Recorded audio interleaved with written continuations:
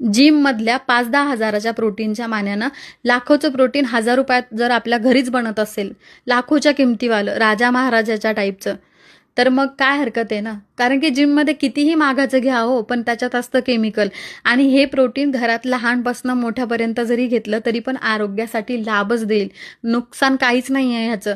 तर मग चांगल्या गोष्टीची सवय मला तरी वाटतं सगळ्यांनाच लागायला हवी. आता आपल्या घरापर्यंत सोशल मीडियाच्या माध्यमातून सगळ्याच गोष्टी आपल्याला माहिती होतात, पण आपण ट्राय किती करतो त्यातल्या.